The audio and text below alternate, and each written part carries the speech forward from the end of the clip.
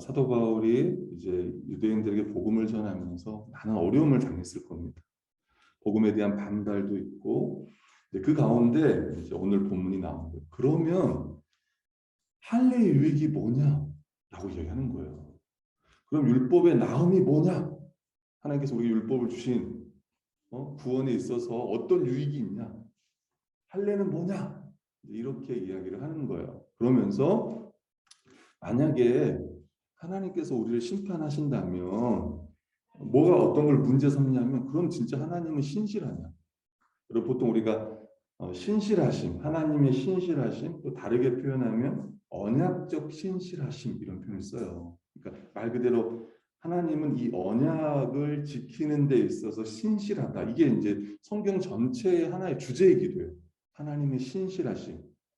쉽게 말하면 유대인들 우리가 예수 그리스도를 믿지 않았어요. 우리가 복음을 믿지 않는다고 해서 이미 우리가 구약부터 하나님 우리에게 이 율법을 통해서 구원을 약속하셨는데 구원을 이룰 거라 약속하셨는데 그렇다면 우리가 믿지 않는다고 해서 하나님이 심판한다면 진짜 하나님이 신실하냐? 이거를 이 본문에서 다루고 있다는 거예요. 근데 오늘 성경은 하나님은 신실하시다. 하나님은 의로우시다. 이렇게 이야기를 합니다. 누구 예를 듣냐면 다윗의 예를 들어요. 그 이제 인용한 게 4절이었나요? 4절 다시 한번 읽어볼까요? 4절. 자, 네, 3, 4절을 다시 한번 읽어볼게요. 시작.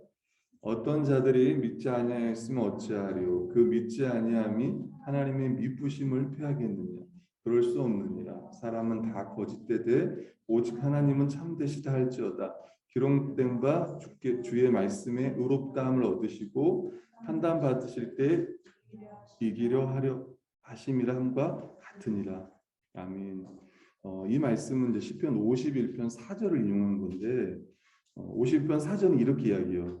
내가 주께만 범죄하여 주의 목전에 악을 행하였사오니 주께서 말씀하실 때에 의로우시다 하고 주께서 심판하실 때 순전하시다 하리라. 시편 51편은 다윗이 왕으로 있을 때 범죄를 행해요. 무슨 범죄를 행하냐면 밧세바를 범하고 그의 남편 우리아를 죽여요. 어떻게 죽이냐면 전쟁. 우리아가 장군이었으니까 가장 정전의 그 중심으로 보내요. 위험한 곳으로. 그래서 죽게 만들어요. 그리고 그의 아내를 취하는 이야기가 나와요. 그래서 여러분 밧세바가 누구 엄마입니까? 여러분 잘 아는. 네, 맞습니다. 솔로몬. 그러니까 솔로몬 전에 애가 있었어요. 솔로몬의 형이 있었어 원래는. 근데 형이 죽어요. 형이 죽고 다음 태어난 애가 이제 솔로몬이었던 겁니다. 그러면서 하나님께서 이게 이제 나단 선지자를 통해서 이건 네가 잘못했다. 그리고 이거에 대해서 하나님께서 어떻게 징계하겠다라는 게 있어요. 그때 여러분 그 하나님 앞에 회개하면서 지었던 시, 회개하면서 그 침대를 진짜 눈물로 다 적셨다. 그 가능합니까? 우리는 마스크는 적실 수 있을지 모르겠어요. 마스크 정도는. 그 마스크 정도는 콧물과 눈물로 적시면. 근데 진짜 침대를 절실 정도로 하나님 앞에 회개하면서 지었던 시가 뭐냐면 시편 51편인데 정결한 마음 주셔서 그것도 시편 51편에 나온 이야기요. 정직한 영을 내게 새롭게 하소. 이것도 다 거기에 나온 곡인데 근데 그때 뭐라고 이야기하냐면 이렇게 고백하는 거예요. 주님께서 이렇게 주께만 범죄하여 제가 주의 목전에 악을 행하였습니다. 주께서 말씀하실 때 의롭습니다. 당신이 심판하실 때 다 순전합니다. 옳습니다. 쉽게 말하면 다윗 왕이 자기가 지은 죄를 인정할 뿐만 아니라 이거에 대한 하나님의 심판, 징계도 옳다는 거예요. 그거를 지금 여기에 인용하고 있는 거예요. 유대인들은 지금 하나님이 나를 심판한다면 믿지 않는다고 해서 하나님께서 우리를 유대인들을 심판한다면 진짜 하나님이 신실하냐라고 말할 때 다윗 왕은 신실하다라고 이야기를 합니다. 이게 첫 번째예요. 하나님이 정말 신실하신가. 첫 번째라면 두 번째는 뭐냐면 5절 8절인데 도리어 그렇다면 하나님께서 우리를 심판하면 그래 좋아. 하나님께서 우리를 심판한다고 하면 진짜 그 하나님은 의로우신 분이냐 이렇게 또 물어보는 것도 반대로 앞에는 하나님의 신실하심을 말했다면 두 번째는 우리의 불의가 하나님의 의를 더 드러낸다면 하나님께서 우리를 심판하시는 것이 그거는 합당하지 않다. 이렇게 얘기를 하는 거예요. 근데 오늘 성경은 아니다라고 이야기를 해요. 만약에 하나님께서 심판하지 않는다면 유대인들을 심판할 수 없다면 모든 사람을 다 심판할 수 없다라고 이야기를 하는 거예요. 그리고 그 심판은 의롭다라고 이야기해요. 그러니까 유대인들이 오해했던 건 뭐냐면 이런 거예요. 그래서 여러분 보통 우리가 하나님의 의, 지금 우리가 하나님의 의에 대해서 많이 이야기하잖아요. 보통 하나님의 의를 이야기하면 크게는 네 가지를 이야기해요. 그냥 머릿속에 넣어보세요. 크게 네 가지. 성경에서 나오는 하나님의 의는 네 가지입니다. 첫 번째는 우리가 하나님은 의롭다라고 하는, 하나님은 공의로우신 분이야라고 하는 하나님의 공의가 첫 번째. 두 번째는 하나님께서 자기 백성을 구원한다는 언약적 신실하심. 다른 말로 하면 사랑이라고 이야기해요. 그러니까 공의와 사랑을 이야기하는 거예요. 세 번째는 뭐냐면 우리가 예수 그리스도를 믿을 때 우리에게 주시는 칭의, 의롭다함. 이게 세 번째. 네 번째는 우리가 예수님 믿고 우리 의롭게 산다는 표현을 쓰잖아요. 실제로 우리가 실천하는 의. 크게 네 가지를 이야기해요. 산상순에서도 말하면 너희 의가 저 서기관보다 낫지 않으면 결코 하나님 나라 갈 수 없을 거라고 하는 하나님 백성으로서의 삶이 의예요. 네 번째. 근데 오늘 크게는 이 두 가지를 다뤄요. 앞에 거.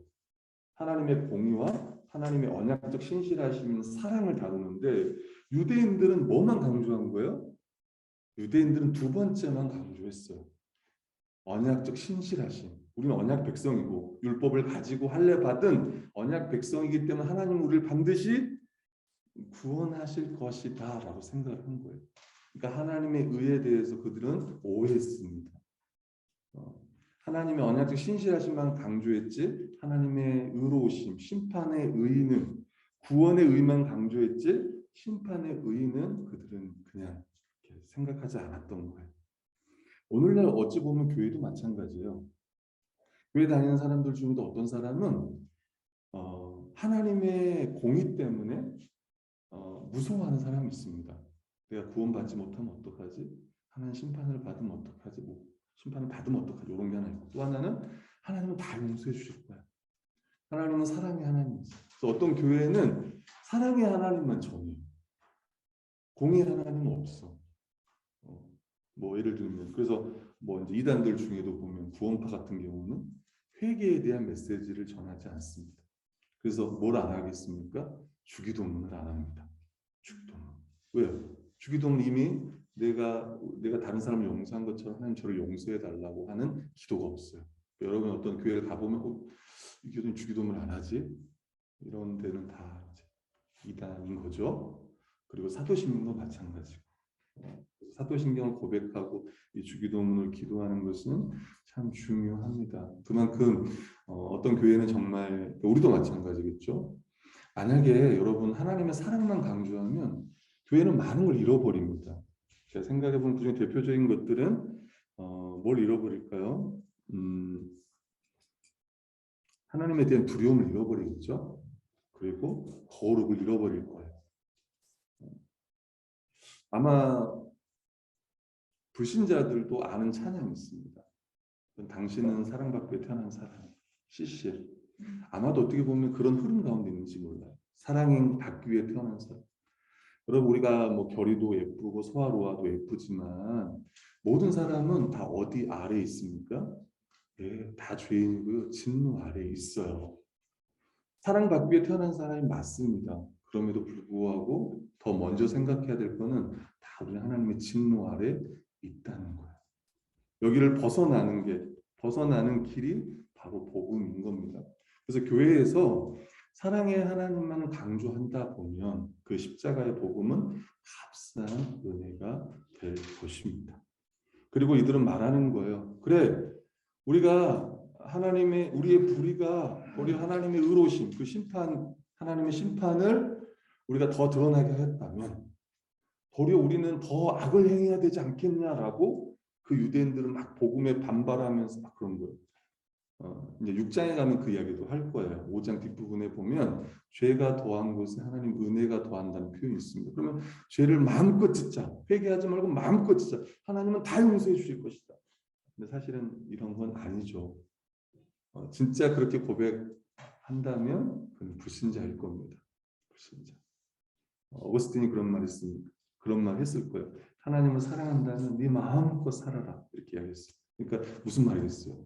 그 마음껏 산다는 거는 죄를 짓는다는 거예요. 죄를 안 져요. 죄와 싸울 거예요. 제가 가끔 그러잖아요. 주일날 교회 오지 마세요. 헌금도 하지 마시고 여러분 마음대로 사세요. 여러분 갈라디아서 5장에 보면 뭐라고 나와 있어요? 너희가 자유를 위하여 부르심을 받았다는 거. 이제 모든 게 다 자유예요. 교회 다니는 것도 자유고 내가 봉사하는 것도 자유고 헌금도 자유고 모든 게 다 자유예요. 근데 성경은 뭐라고 하냐면 그 자유로 육체의 기회를 삼지 말라고 이야기해요. 하나님 주신 이 자유로 하나님을 더 사랑하고 주체들을 더 사랑하는 쪽으로 나가는 거예요. 그게 신자가 복음을 아는 신자의 합당한 삶인 거예요. 그리스도인들에겐 자유가 있습니다. 자유가.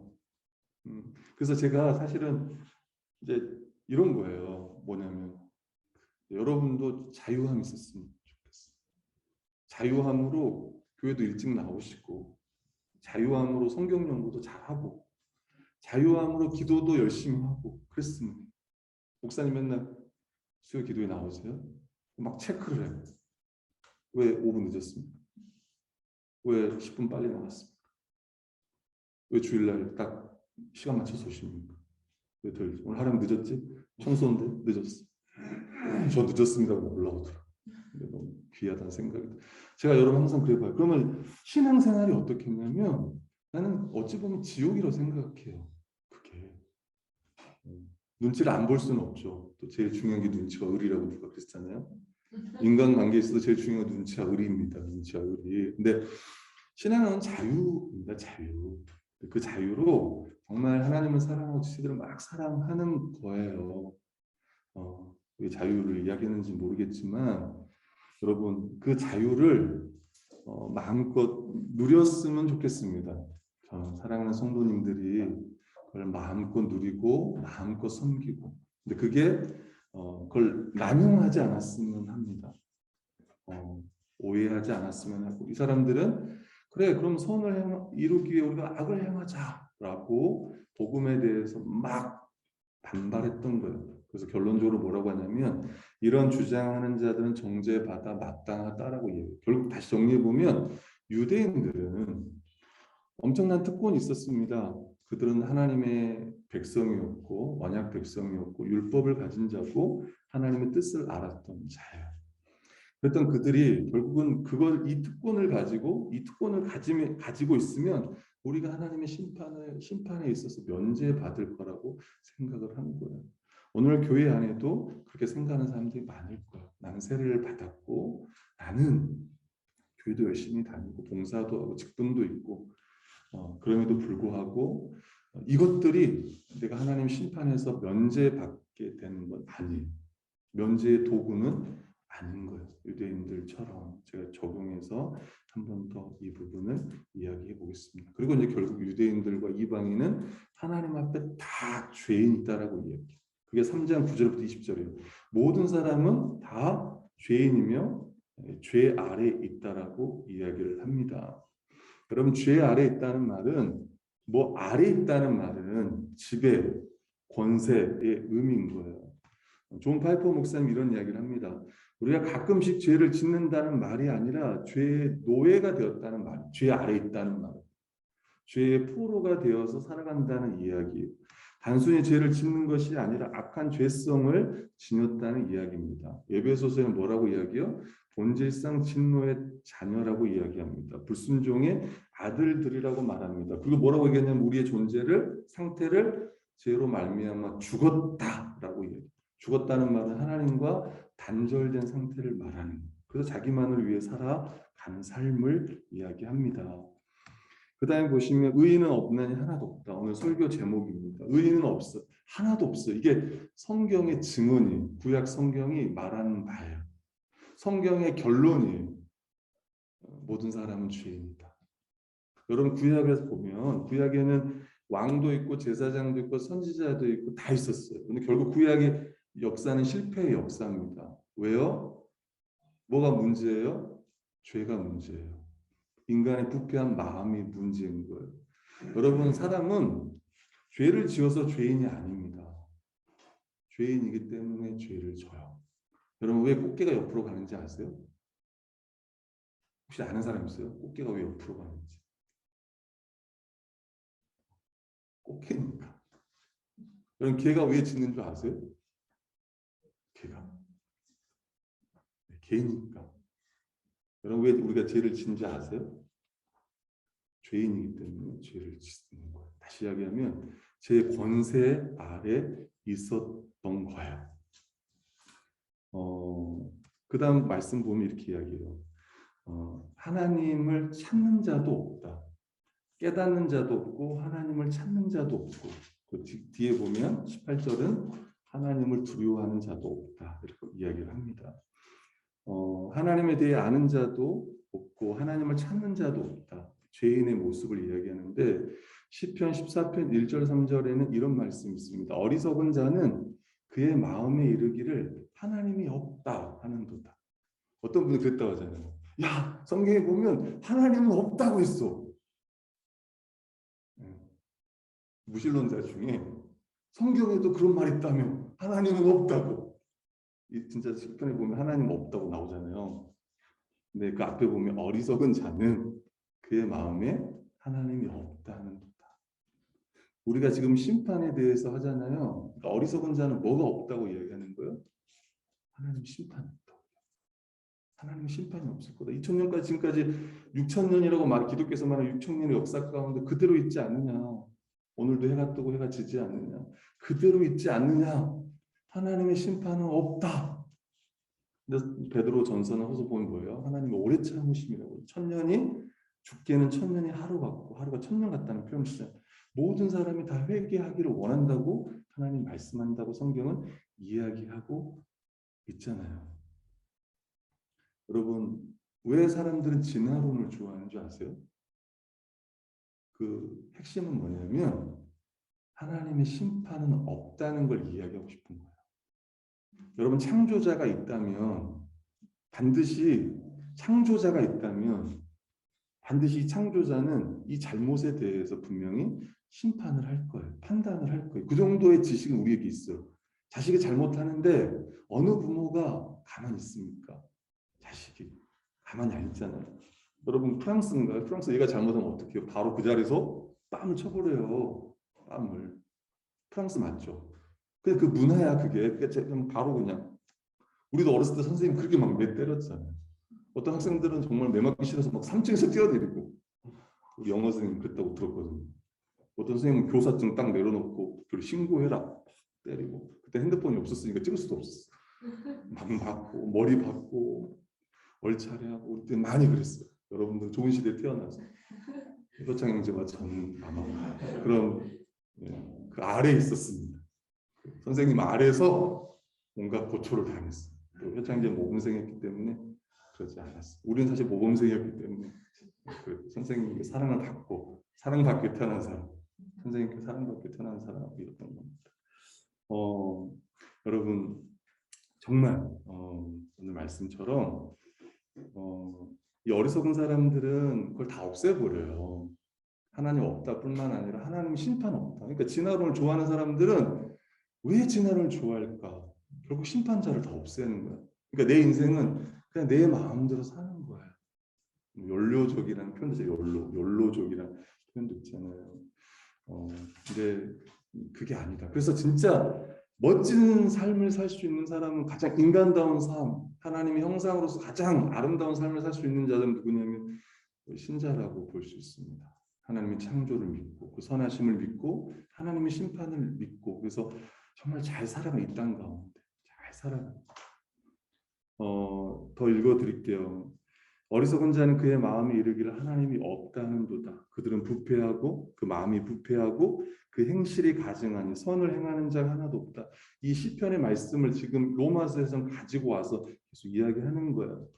이는 잘 들어보면 여호와께서 하늘에서 인생을 굽어 살피사 지각이 있어 하나님을 찾는 자가 있는가 보려 하신 즉 다 치우쳐 함께 도로운 자가 되고 선을 행하는 자가 없으니 하나도 없다라는 그 구약의 말씀을 지금 로마서에 인용을 하는 거예요.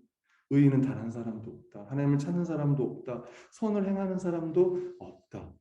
그란트 오스본이라는 그 주석가가 이렇게 이야기해요. 시편은 어리석음을 두 가지로 정의한다. 하나님을 온전히 이해할 능력, 지각이 없음과 하나님을 찾지 않음이다. 이는 수동적 무지뿐만 아니라 지각이 없다라고 하는 수동적 무지뿐만 아니라 능동적 거부, 하나님을 찾지 않는 거예요. 하나님 찾기를 거부한다는 건 하나님보다 진짜 하나님을 안 찾는 게 아니라 하나님과 다른 것을 찾는다는 거예요. 세상의 것을 더 사모한다는 것입니다. 전적 타락은 사람들이 자신을 섬기고 하나님과 그 어떠한 관계없이 이 땅의 한시적인 쾌락만을 생각하는 것이다. 그리고 심지어 하나님으로부터 도망치고 숨는다. 다 치우쳐 고의로 방황한다. 이사야서 53절 6절의 표현 우린 다 양 같아서 그릇 행하여 각기 제 길로 갔거늘 그런 죄인이 바로 저희였던 거예요. 모든 사람이 다 이방인뿐만 아니라 유대인들도 그랬다는 거예요. 여러분 딱 이거를 유대인들이 딱 들었을 때 유대인들이 이 말씀을 딱 들었을 때 누구 생각했냐면 다 이방인들 생각했다고요. 자기들은 의인이라고 생각했어요. 우리는 하나님을 찾는 자라고 생각했고 우린 선을 행하는 자라고 생각을 한 거예요. 자신들의 율법을 가지고 할례를 받은 것만으로도 자기들 의인으로 생각했던 거예요. 그리고 이 말씀은 이방인들에게 적용해야지 우리에게 적용하는 게 아니라고 생각했던 거예요. 다시 말하면 그들은 착각 가운데 있었던 겁니다. 사도 바울은 이 구약의 말씀을 이 시편이라든가 이사야 말씀을 인용하면서 우리가 죄인이구나 이거를 깨우치는 거예요. 그 다음에 보면 제 양상들이 나옵니다. 제 아래에 있는 사람들이 어떻게 살아가는지를 보여줘요. 특별히 말로 하는 죄를 이야기합니다. 그리고 순서를 이야기해요. 목구멍, 혀, 입술, 입이라고 이야기해요. 열린 무덤처럼 안으로부터 썩고 더러운 것을 계속 토해내고 남을 계속해서 속이며 독을 뿜듯이 치명적인 해를 끼치는 말들을 하는 거예요. 여러분 입에서 나쁜 말이 나온다는 거는 속이 부패했다는 거예요. 사실 말은 뭐의 표현이냐면 마음의 표현인 거예요. 그래서 말을 어떻게 하는지 중요하고 말만 말하는 걸 들어보면 저 사람 속에 뭐가 가득한지. 그래서 우리가 언어에도 격이 있다라고 이야기를 합니다. 언어에도 격. 그래서 말도 참 잘해야겠죠. 성경은 선한 말을 하라, 은혜에 끼치는 말을 하라. 근데 죄인이었던 우리는 그러지 못했던 거예요. 사실은 부드러운 말을 하더라도 실제로는 그 말을 들어보면 다 상대방을 해하거나 이런 이기적인 동기 가운데 하는 말들이 참 많습니다. 뿐만 아니라 그의 행동을 보면 오늘 성경은 피 흘리는데 발이 빠르다고 이야기해요. 피 흘리는데 발이 빠르다. 그러니까 죄를 짓는 데 있어서 발이 빠르다. 다른 사람들을 죽이는 데 있어서 발이 빠르다. 그 인생의 방향을 성경은 이렇게 이야기해요. 실제로 말하는 거, 그들의 행동을 보면 다 하나님 없이 정말 살아가는 삶, 그 삶이 얼마나 다른 사람을 해하고 폭력을 행하고 이런 건지 성경은 보여줘요. 그리고 그들을 위한 그들의 그 길은 파멸과 고생이다라고 얘기해요. 하나님을 떠난 자의 삶을 보면 우리 복음의 기초에 또 배웠던 것처럼 절망이 있고 다 뭐가 있어요? 고생이 있고 그 끝은 죽음이라고 이야기를 하고 있습니다. 평강의 길을 모른다고 이야기해요. 여러분 평강의 길, 여러분은 평강을 누리고 계십니까? 복음 안에서 하나님께서 우리를 용납하신 것을 우리 누리지 못한다면 자신은 물론이고 다른 사람과도 평화롭게 지내지 못할 거야. 누가 평강을 누리냐? 사도 바울 항상 인사할 때 보면 은혜와 평강이 너에게 있을지어다. 순서가 뭐예요? 은혜가 먼저 와요. 우리가 구원의 은혜, 하나님 백성이 되는 이 은혜, 용서받은 이 은혜가 있어야 우리 마음 가운데 내적 평안이라고 하는 그 평강이 있는 거예요. 죄로부터 이 하나님의 심판으로부터 벗어난 자들이 누리는 그 마음의 평안을 이야기해요. 이런 자들은 다른 사람의 죄도 용서해 줘요. 다른 사람과 평화롭게 지내려고 애를 써요. 히브리서 12장 14절은 이렇게 이야기합니다. 모든 사람과 더불어 화평함과 거룩함을 따르라. 이것이 없이는 아무도 주를 보지 못하리라. 모든 사람과 더불어 화평함과 거룩함을 따르라. 이것이 없이는 아무도 주를 보지 못하리라. 교회 다니는 사람들이 실제로 교회 안에 보면 원수들이 많이 있습니다. 이 말씀은 모든 사람과 너희가 저 세상에서도 세상 사람들과 더불어도 평화를 누리라고 했는데 어떻게 되면 교회 안에서조차 그것을 누리지 못하는 것. 얼마나 안타깝습니까? 다시 한번 우리가 어떤 존재인지 어떤 은혜를 받았는지 다시 한번 기억해야 될 거예요. 여러분 죄가 뭘까요? 죄는 그거예요. 하나님을 찾지도 않고 하나님을 위해 살지도 않고 결론적으로 하나님을 두려워하지 않고 그의 인생을 보면 다 사람들을 해하고 악한 생각으로 다른 사람을 이용하려고 하고 사랑하지 않고 화평하려고 하지 않고 이게 죄예요, 죄. 여러분. 어떤 심리적으로 그게 아니라 실제로 그 마음의 부패함들이 삶의 이런 여러 가지 양상으로 나타나는 거예요. 유대인들은 생각했을 거예요. 우리는 이방인들보다 더 우월하고 하나님 앞에 의롭다라고 생각을 했을 겁니다. 근데 사도 바울은 이렇게 이야기하는 거예요. 너희는 하나님의 신실하심과 의로우심을 믿지 않고 너희들은 복음에 대해서 반발할 뿐만 아니라 성경에서 말하는 죄인의 삶을 그렇게 버라이어티하게 살았다라고 이야기를 하는 겁니다. 묵상과 적용을 할게요. 첫 번째는 거짓된 안전에 대해서 한번 생각해 봤으면 합니다. 여러분 참된 그리스도인은 그 구원에 있어서 안전하게 보호받을 거예요. 그러나 이 영원한 안전이라는 이 믿음이 남용될 가능성이 있습니다. 유대인들을 보면 그래요. 첫 번째는 어떤 사람들은 참된 믿음에 이르지 못했는데 자신이 교회에 속했다는 이유로 안전하다고 생각을 해요. 여러분 우리 믿음의 3요소 배웠죠? 지식, 동의, 신뢰까지 있어야 진짜 믿음인 거예요.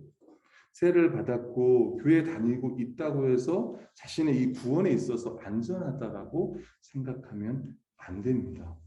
두 번째, 신자들이 그리스도께 순종하는 삶을 살지 않고 있다면 나는 신자야, 나는 성도야. 근데 내가 주를 위해 살고 있지 않아. 내가 복음을 위해 살고 있지 않아. 내가 교회를 위해 살고 있지 않는다면 자신의 구원이 안전하다고 생각하면 안 됩니다. 다시 이야기합니다. 참된 믿음과 순종이 없다면 아직 구원받지 않았다고 하나님의 의로우신 심판 아래에 있다고 생각하는 게 더 안전해요. 로마서 1장 5절에 보면 그로 말미암아 우리가 은혜와 사도의 직분을 받아 그의 이름을 위하여 이방인 중에서 믿어 순종하게 하나니라고. 믿음과 순종은 분리되지 않습니다. 근데 내 삶에 나는 참된 믿음도 없고 순종도 없다면 자신이 내 구원이 맞아, 난 구원 받았어 라고 말하는 걸 유보하셔야 됩니다. 그래서 우리가 예를 들면 CCC에서 조심스러운 게 어떤 거냐면 내가 사형리를 전했어요. 사형리가 뭔지 아세요? 사형리가 이제 네 가지의 영적 원리인데 첫 번째 하나님은 당신을 사랑하시며 당신을 향한 놀라운 계획을 가지고 계십니다. 이게 첫 번째 원리. 그다음 저도 오래돼서 까먹었습니다. 이제 모든 사람 죄인이다 뭐 이런 걸 거예요. 그리고 사형리를 딱 전하고 거기서 영접 기도를 하고 나서 당신은 구원 받았습니다 이야기를 하는데 여러분 그 사람이 구원 받았는지 안 받았는지는 진짜로 받을 수도 있고 누가 그 구원을 점검할 거예요? 만약 아니면 어떻게 할 거야? 주님 앞에 마지막 섰어. 근데 저는 믿습니다. 저는 사형리를 믿었습니다. 근데 주님이 아니라고 그러면 어떻게 할 거예요? 여러분 교회에서 이 사람이 구원 받았는지 안 받았는지는 일단 교회에서 하는 거예요. 그래서 세례를 준다는 그거잖아요. 이 사람 진짜 믿는 사람인가고 세례를 주는 거잖아요. 근데 내가 복음을 전했다고 해서 당신 예수님 믿습니다. 만약 안 믿으면 어떻게 할 거예요? 그 영혼을 어떻게 할 거냐? 그럼 책임질 수 있겠습니까? 제가 그래서 저희 교회가 세례를 정말 조심하고 아직까지 이제 베풀지 못한 그러니까 안 믿는 사람이 우리 교회 아직은 안 와가지고 세례 받을 사람이 안 와가지고 그거 못했지만 이제 저 혼자매이긴 했지만 제가 예전에 제가 전전 교회 있을 때 세례 교육을 한 적이 있어요. 근데 3명을 세례 교육을 했는데 너무 세례를 안 줘야 될 사람이 있어요. 지금 생각해 보면 지금도 그 기억이 있어요. 내가 그거 막았어야 되는데, 진짜 내가 세례 못 받게 막았어야 되는데 라는, 지금 모르겠어요. 믿음 생활 하는지 모르겠지만 여러분 그런 분들이 있다고 실제로. 그러니까 그만큼 너무 중요하다는 거예요. 구원, 자기 구원에 있어서 여러분 세상에서 그것만큼 중요한 게 없어요. 결혼? 아니요. 그것보다 더 중요한 거는 우리가 진짜 영혼이 있다고 믿는다면, 하나님의 심판이 있고 영원한 세상이 있다고 믿는다면, 하나님의 나라가 있다고 믿는다면요, 영혼 구원보다 더 중요한 건 없어요. 하나님 앞에 의롭다 하심을 받고 이 심판에서 벗어나는 것보다 더 큰 건 없다고. 가장 중요한 문제가 그거라고. 저는 목사님 저는 너무 바빠요. 아니요. 바쁜 거 알겠지만 자기 영혼의 문제, 우리 중에 누가 암이라고만 누가 판정을 받아도, 저도 고혈압이란 딱 판정 받으니까 1년 전에 밥맛이 뚝 떨어지더라고요.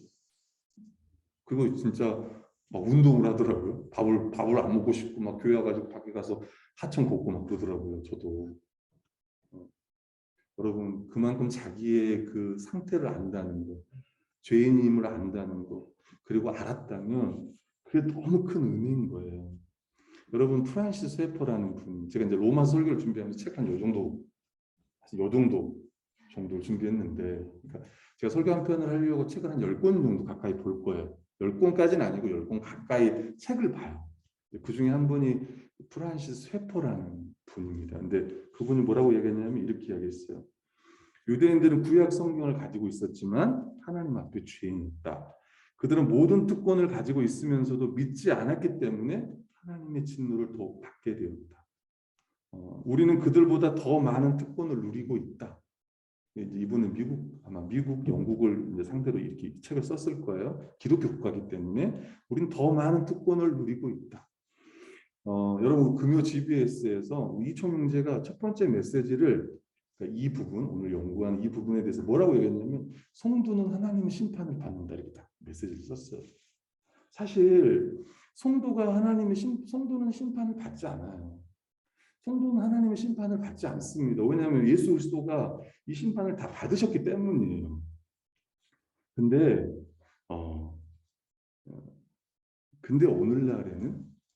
오늘날 성도 중에는 유대인들처럼 하나님의 심판을 받을 자들이 많이 있다고 생각합니다. 원래 성도는 하나님의 심판을 받지 않습니다. 이미 그리스도가 다 받았기 때문에. 그래서 의롭다함을 얻고 제사를 받았지만, 오늘날 앞으로 우리가 마지막 주님 앞에 섰을 때는 심판을 받을 사람이 많이 있을 거예요. 마태복음 7장 21절 23절에 보면 이렇게 이야기합니다. 나더러 주여 주여 하는 자마다 다 천국에 들어갈 것이 아니요 다만 하늘에 계신 내 아버지의 뜻대로 행하는 자라에 들어가리라. 그날에 많은 사람이 나더러 이르되 주여 주여 우리가 주의 이름으로 선지자 노릇을 했고 주의 이름을 귀신을 쫓아냈고 주의 이름으로 많은 권능을 행하지 아니하였습니까? 그때 내가, 예수 그리스도께서 그들에게 밝히 말하되 내가 너희를 도무지 알지 못하니 불법을 행하는 자들아 내게서 떠나가라. 이거는 이제 당시의 바리새인들, 진짜 율법을 가지고 율법대로 살려고 그렇게 몸부림쳤던 그들. 근데 이제 거기 보면 우리가 주의 이름으로 다 했습니다. 자기 의를 이제 드러내면서 우리가 주를 위해서 다 했습니다. 근데 결국은 주를 위해서 한 게 아니고 자기를 위해서 했던 거예요. 그날이 이르기 전에. 마지막 우리가 언젠가는 하나님의 심판대 앞에 함께 설 거예요. 믿는 자는 주님과 함께 서서, 믿지 않는 자는 심판하는 그곳에 그들과 함께 할 거예요. 그날이 이르기 전에 다시 우리는 복음을 듣고 은혜의 복음을 믿고 하나님 앞에, 하나님의 진노하심 앞에 무능력한 죄인임을 깨닫고 겸손함으로 그분 앞에 우리는 엎드려야 될 것입니다. 할렐루야. 그래서 로마서의 설교를 들으면서 다시 한번 자기의 믿음을 점검해 보는 거예요. 다시 한번. 팀 켈러라는 분이 이제 두 번째 이야기를 좀 할게요. 하나님을 찾는 길을 생각할 때, 제가 말했죠. 하나님을 찾는 자도 없다 할 때, 하나님을 찾는 길을 생각할 때 우리가 깨달아야 할 것은 우리 자신이 그 길을 찾으려고 애쓴 것이 아니라 하나님이 우리에게 오셨다는 것이다. 하나님이 먼저 우리에게 믿음을 주시기로 결심하셨기에 우리가 믿기로 결단한 것이다. 빌립보서 1장 6절에 보면 너희 안에서 착한 일을 시작하신 이가 그리스도 예수의 날까지 이루실 줄을 우리가 확신하노라. 너희 안에서 착한 일을 시작하신 이가, 다시 말하면 우리가 믿는 것도 성령의 역사가 아니고는 예수를 주라 신할 수 없다고 한, 복음을 듣고 우리가 믿게 하는 건 다 성령께서 하는 역사인 거예요. 구원은 처음부터 끝까지 다 하나님으로부터 온 거예요. 구원을 받는 것도 우리의 구원이 완성되는 것도. 그래서 더욱 감사하며 찬양할 수 있습니다. 구원은 우리가 하나님을 찾으려고 결심하면서 시작된 것이 아니고 하나님이 우리를 선택하시면서 시작된 거예요. 은혜입니다. 할렐루야. 네. 다시 하나님께서 우리를 선택하시면서 시작된 거예요. 이 구원이. 그래서 은혜인 거예요. 복음에는 하나님의 의가 나타나서 우리가 해야 할 전부는 빈손으로 그리스도께 가서 그분의 의를 받는 거예요. 사람들을 구원에서 멀어지게 하는 것은 그들의 죄라기보다는 그들의 선한 행위였다. 무슨 이야기냐면 이런 거예요. 유대인들의 입장에서는 그들은 율법을 가지고 있었고 하나님의 뜻을 알고 있었고 율법대로 살려고 예를 썼던 거예요. 그게 막았던 거예요. 구원에 가는 길을 뭐가 막았냐면 선한 행위들, 결국 자기 의가 막았던 거예요. 11조를 하고 일주일에 2번씩 금식했던 유대인들, 매일 기도 생활을 하고 이게 딱 막은 거예요. 그래서 나는 괜찮겠지라고 생각한 거야. 실제로 우리 교회에서 가장 위험한 사람이 누구냐면 접니다. 우리 교회에서 가장 위험한 사람은 성경 공부를 잘하는 사람이에요. 열심히 하는 사람. 우리 교회에서 제일 위험한 사람은 봉사를 정말 열심히 하는 사람이에요. 이런 사람들이 제일 위험할 수 있다. 왜? 자기 열심히 하니까 나는 도리 하나님의 백성이라고 생각하고 나는 구원받을 수 있다고 생각해. 열심히 안 하는 사람은 나야 뭐 내가 받았겠나? 그냥 교회 다니는 거지. 근데 열심히 하는 사람은 반대로 생각해요. 나 정도는 해야지. 그러니까 제일 교회에서 위험한 사람들은 충성파들이 가장 위험해요. 그 교회에서 문제를 가장 일으키는 사람은 열심히 안 하는 사람이에요. 가장 열심히 하는 사람들, 목사님, 또 장로님들 이런 분들이 문제를 일으키는 걸 봐요. 그래서 자기의 행위가 아니라 자기의 선한 행위가 아니라